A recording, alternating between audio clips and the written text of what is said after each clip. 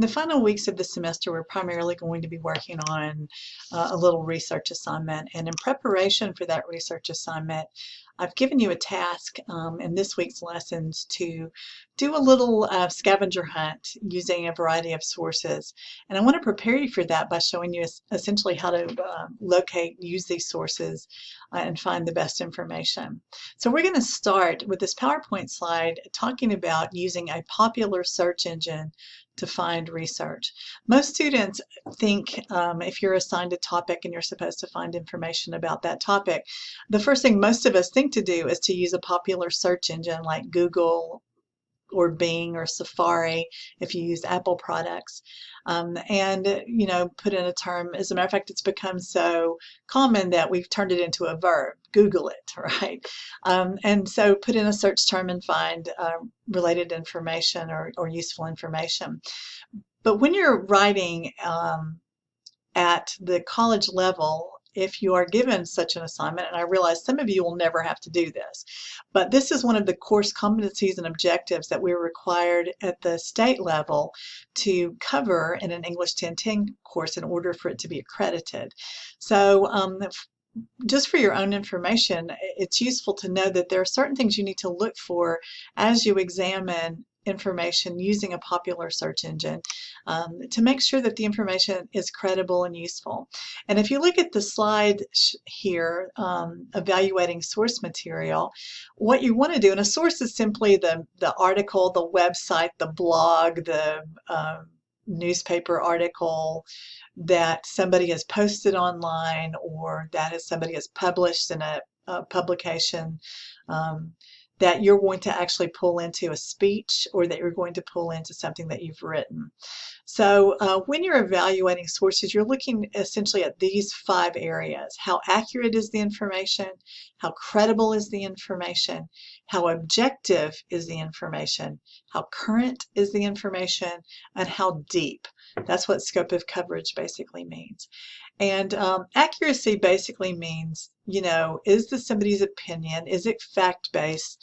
And can you prove it? And one of the ways that you prove accuracy is by essentially, if you look at 3 or 4 a variety of different sources and they all kind of have the same information, or it's supported by research from experts in an area, then you can probably pretty much feel that the information is accurate. I'm going to show you an example of that in a second. Credibility has to do with the credentials of whoever's doing the writing. Is this person an authority, or have they used authoritative information? Not just opinions. That's the thing about opinions. We all have them, right? And there's certain things that actually I probably am an authority on, but there are a lot of things I have opinions on that you would never want to use me or quote from me because it's just my opinion. It's not necessarily supported with anything factual. I don't have the credentials to support it. Does that make sense? And then objectivity has to do with bias. One of the things about bias, it's pretty easy, especially as polarized as our culture is currently, to find anything you want to find to support what you believe.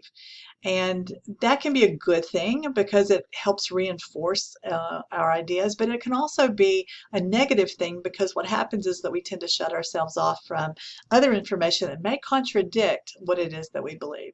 So bias has to do with just being aware, is this source slanted a certain direction where it's only picking information that goes down a particular path, and it's ignoring other information. Does that make sense? And then currency means how up to date. If, for example, you have to do a paper on, let's just take the topic of immunizations and whether or not you should immunize children, whether they should get shots at certain ages. That particular topic is pretty current. There was a now debunked study that came out of England. The guy has since been discredited and disbarred, but that came out of England I think it was 2011, 2010, something like that, that basically claimed that immunizing children gave them they were at risk for, if not death, they were at risk, increased risk for autism, I think. Well, that study has since been widely debunked and researched, but notice how it's taken off in popular culture. So the question is, if you were to research this particular topic, if you went back to sources that were published in 1995, you're not going to find anything useful. You'll find a history of what was done in 1995, but really the controversy only started in the 2000 teens, basically. And so you would want to see, especially with this topic and with a lot of current topics, you want to see what the latest and greatest information is. So that's what currency has to do with this, with this evaluation. And then finally, scope of coverage simply means how comprehensive is it?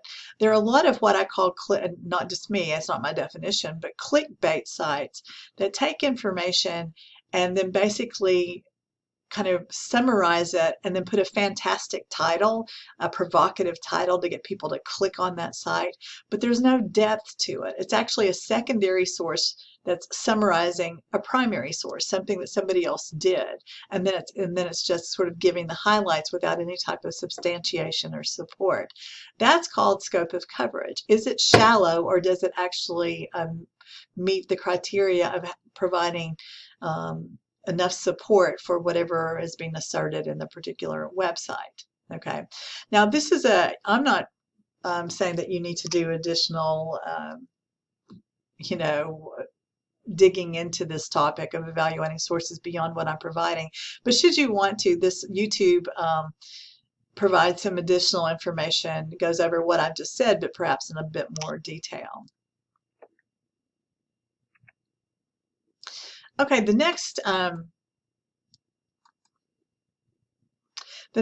thing to consider when you're determining, and once again, we're only dealing with information from popular search engines. As a matter of fact, you'll have one activity that you'll do that has to do with using Google or Safari or a search engine such as that.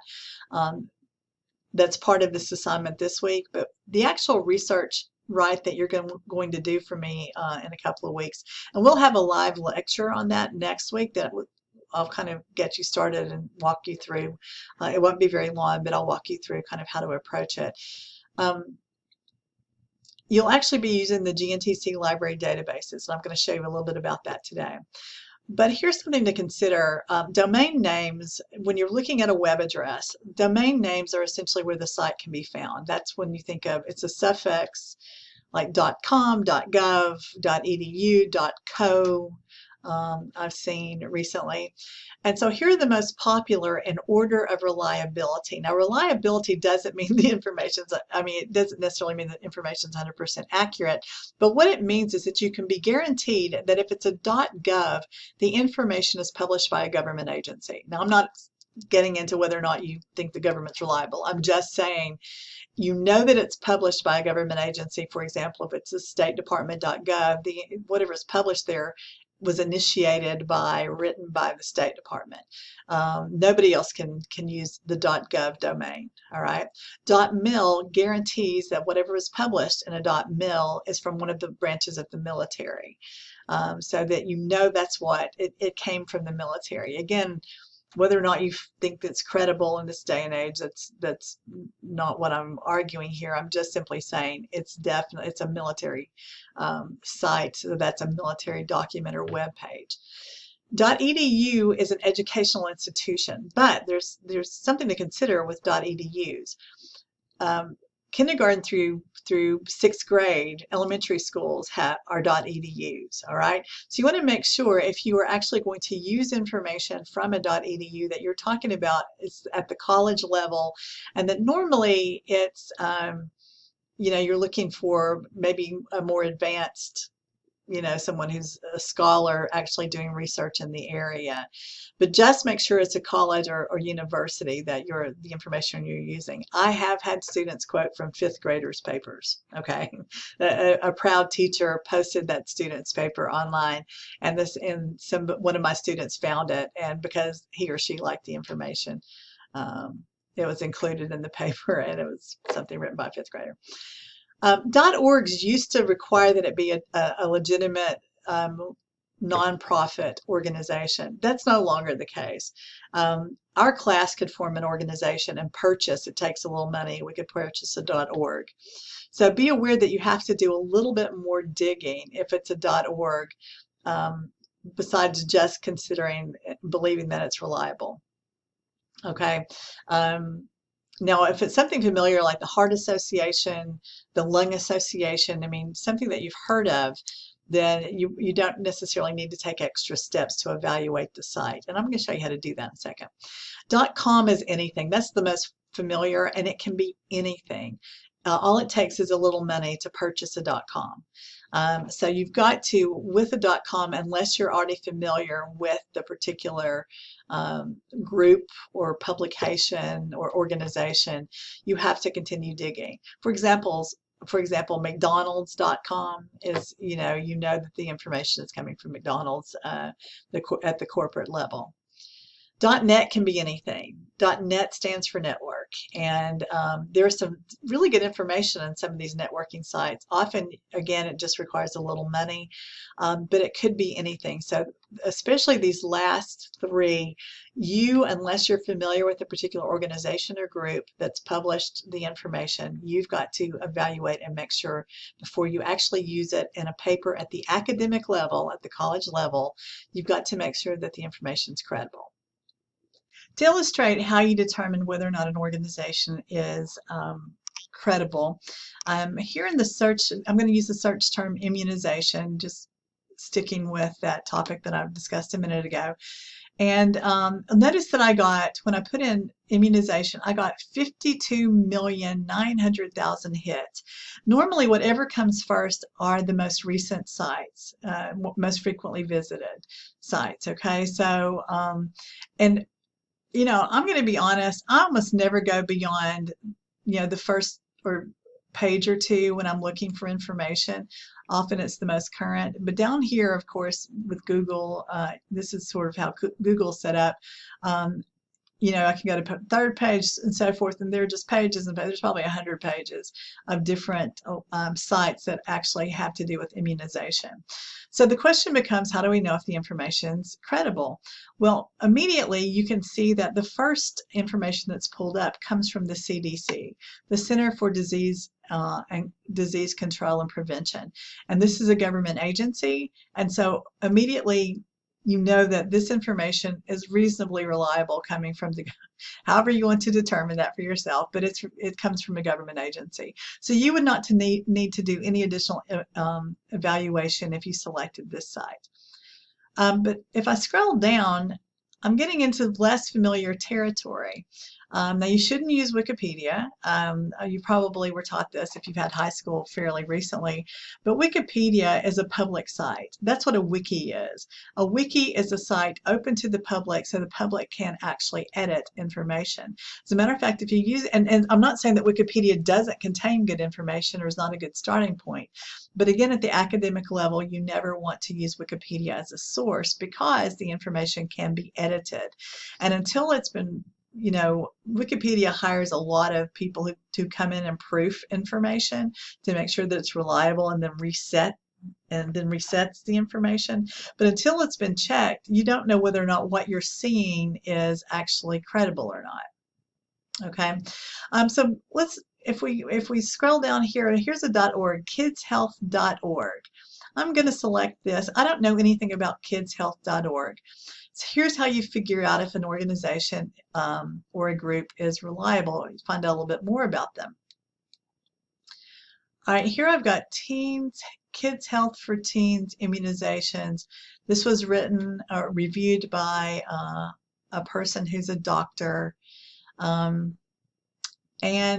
normally what you'd want to do to determine credibility is at the bottom of the page or at the top of the page, there's a banner like this, okay, a dashboard with options, and you select About Us. Or if it's got a listing of the organization, say board, you select that to see if the people who are actually putting this information out have good credentials. So I'm going to select About Us. Nemours is a nonprofit children's health system. A doctor at Nemours founded this, and health. What we do, we aim to give the tools and confidence, doctor-reviewed advice, easy to follow articles. So far it sounds reasonably reliable, as best I can tell.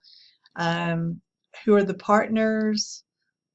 Who is partnering? Healthcare providers, insurers and wellness, nonprofit orgs. So I can actually take a look and see how credible the people are who support this organization. And I've done that, and what I found was this would be a reliable source of information. Okay.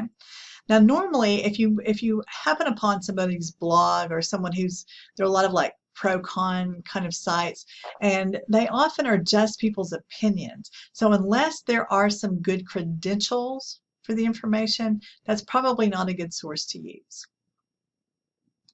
Now, the majority of the assignment that I'm having you do this week, though, will have to do with using information in the GNTC libraries, okay?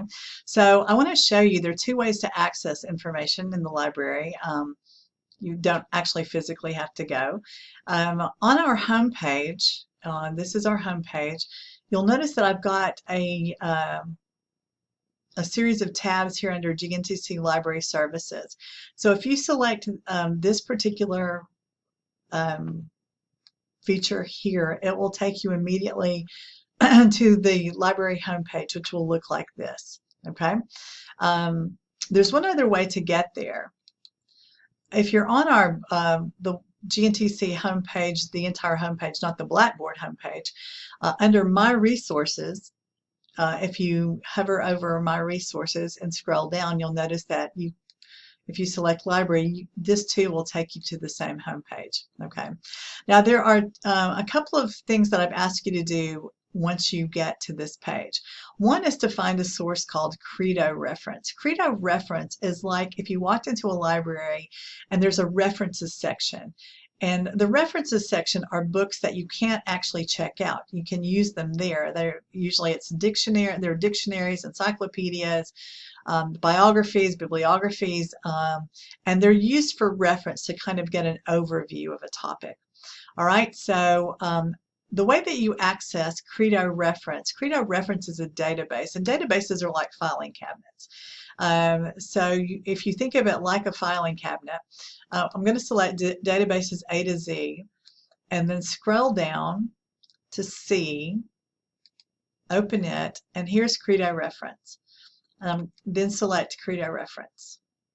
Okay, and what I'm going to ask you to do with your activity is to actually use a particular search term for an abstract term, and then find a definition for it. So I'm going to use the abstract term failure. Please don't use this. I don't want you to copy what I'm doing, but I want to show you how this works. So I'm going to type in failure. Okay, and then Q finance, no. But here's a dictionary of quotations. That's not a definition. There's a thesaurus, respectfully quoted, policy failure, encyclopedia of nursing, school failure, Collins Dictionary of Medicine. So far I'm not finding what I want because I just want a simple definition. Market failure, quotations. So notice I had to keep scrolling. This is the thing about research. You have to be tenacious. You have to be willing to kind of play around with things and dig a little deeper, because most research is not necessarily simple and quick. Okay, so notice that I had to scroll down quite a bit to actually just get to a particular definition. Here's Merriam-Webster's dictionaries, and then here's the actual definition. This is the source. The dictionary, the actual title of the book, the magazine, the newspaper, whatever, that's the source. All right, so that's what you would copy down under source. All right, so I hope that was helpful. And feel free if you want to dig around a little bit more in Credo Reference, because you'll be able to use it, this particular database on, that can be one of your options as you do the little research run I'm going to have you do, which I'll introduce next week. Okay. There's a back arrow here, so to get back to where I want to go, I can either go back to the library homepage or use this back arrow. Okay, and the next thing that I want to show you is using Primo. Okay, um, Primo, well, actually, I think what I'm going to do, let's go to the databases A to Z. I want to show you about Galileo and using Galileo. A lot of you are maybe familiar with it. Galileo to me is like going to a shopping mall.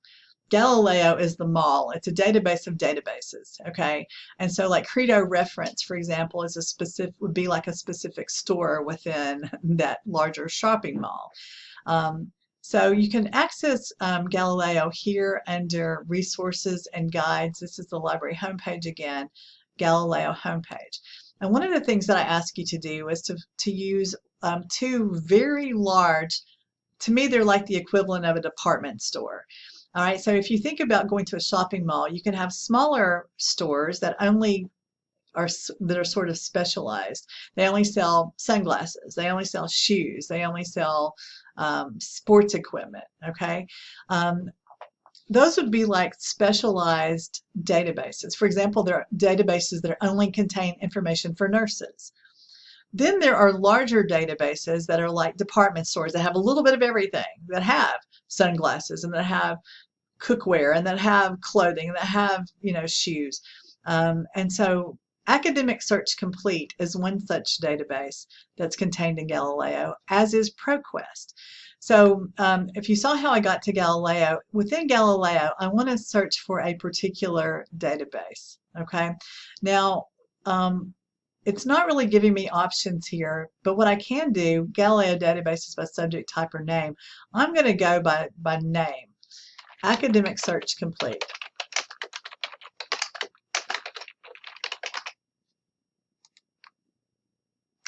And it pulls it up. Now, if you're doing this from home and not from a GNTC campus computer, it may take you to a screen that asks you to sign in. And the screen will also give you the option of opting out of having them track your information. It doesn't matter. You can say yes, you can say no. And by the way, any sign-in, login information is the same as your single sign-on to get into Blackboard, your single sign-on to get into your mail, okay? So there may be a couple of screens. Because I'm working from a GNTC campus, it's not giving me that screen where I have to do some extra steps. But please realize, even if you tell it that you do not want them to record your information to set up an account for you, you can select no. It will still let you have access to the databases, all right? So I'm going to select Academic Search Complete. And then I'm going to just use that same topic. I'll give you something specific, you know, on your little scavenger hunt that you Google for, and it's not going to be this. But let's just say immunization and vaccinations, okay? And then I'm going to select search. And notice that it gives me 40,000 different articles, okay? And so whatever I do, let's see, Senegal, Pakistan, notice that I can change it. Here on the left-hand side of the screen, I can just say that I want to look in magazines, and I can change it to, if I actually want to read it, I want to select full text so that it gives me the actual article itself, not just maybe a summary of the article, all right? And I can, let's see if there's anything else I want to change there. No. And that will, and notice that's narrowed it down to 2,000, okay? We've still got Afghanistan, Nigeria. I'm not interested in any of that. Global routine vaccination coverage. Oh, here we go. National, regional, state, and selected area vaccination coverage. And so to open anything, remember you just select the title. Anything in blue will open it. All right, here are all the authors. Here's the source. This is the name of the actual publication. And, you know, an abstract is essentially a summary of what's in the actual article. And if I really wanted to read this, what I would need to do is over here on the left-hand side, select PDF full text. Okay, but I'm not requiring that you do that, by the way, for this assignment. Okay, so let's go back to the library homepage. And the last thing I want to show you is how to find a book that is housed on a GNTC campus.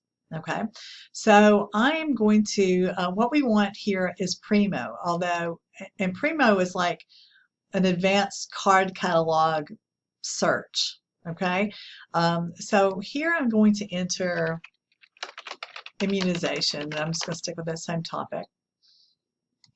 Search.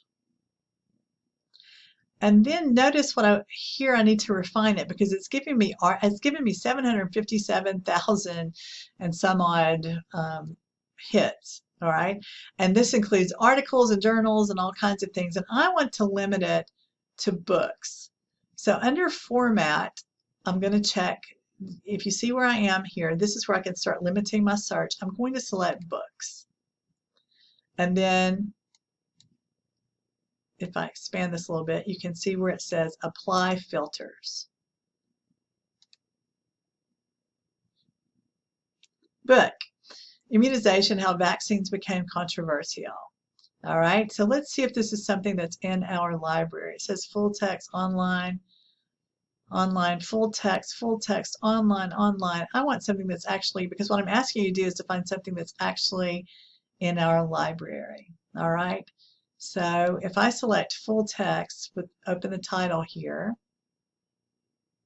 full text available, and notice that it's an ebook, so it's not something that I can actually check out. I want you to find something that you can actually check out.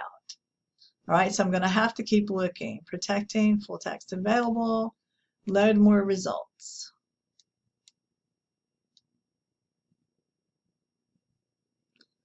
Full text, online, online, online.